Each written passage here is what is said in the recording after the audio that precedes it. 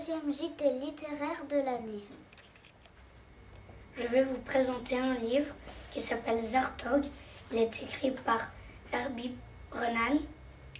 Ça parle d'un extraterrestre qui a 8 ans et pour son anniversaire, il a une soucoupe volante. Et ses parents, ils lui disent de ne pas faire des excès de vitesse, de ne pas mettre la vitesse de la lumière et de ne pas aller dans les sens inverses. Et après, quand il rentre et qu'il l'essaye, l'ordinateur qui dirige la soucoupe volante, il fait n'importe quoi. Du coup, il se dirige vers la Terre et si vous voulez savoir si l'ordinateur et si Zartog fait encore des bêtises, il faudra lire ce livre. Bonjour, je vais vous raconter la suite de Mélanie Pilou. Donc c'est une petite fille qui s'appelle Mélanie Pilou, qui est écrite par Anne-Marie Chapouton. Donc c'est une petite fille qui veut toujours tout savoir, toujours tout avoir. Quand la maîtresse dit qui veut essuyer le tableau, Mélanie Pilou crie très très fort « moi, moi, moi ». Et pour la faire taire, elle lui fait essuyer le tableau. Un jour, ses copains et ses copines en ont marre et lui tendent un piège avec des vieux jouets cassés. Si vous voulez savoir la réaction de Mélanie Pilou, il faudra lire ce livre. Ce livre s'appelle L'espionne cartonne. Ce roman a été écrit par Marie-Aude Muraille. En fait, c'est une fille, le soir, elle se retrouve à table, mais elle est jalouse de son frère parce qu'il a un téléphone. Et pour avoir un téléphone, elle agace son père avec plein d'étiquettes, avec des animaux dessus. Et elle essaye de le convaincre. Et si vous voulez savoir si elle a un téléphone, oui ou non, surprise. Et maintenant, la poésie L'Albatros de Charles Baudelaire. Souvent, pour s'amuser, les hommes d'équipage prennent des albatros, vastes oiseaux des mers, qui suivent indolents compagnons de voyage, le navire glissant sur les gouffres amers.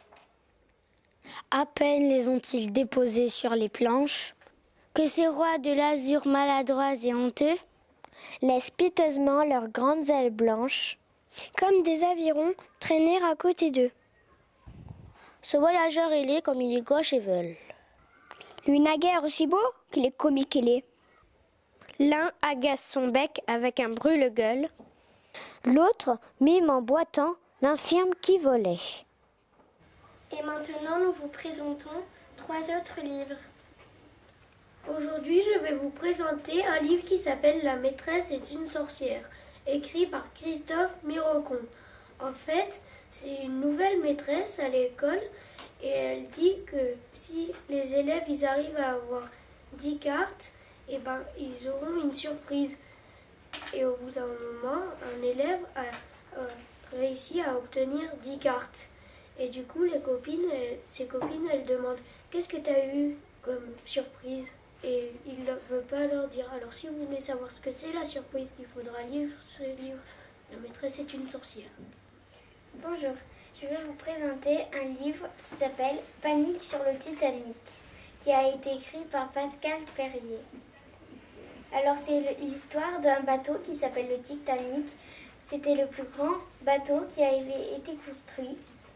Et lors de sa première traversée, devant lui, il y a eu un iceberg qui a détruit le bateau et il a coulé. Il y a eu beaucoup de familles qui ont été séparées.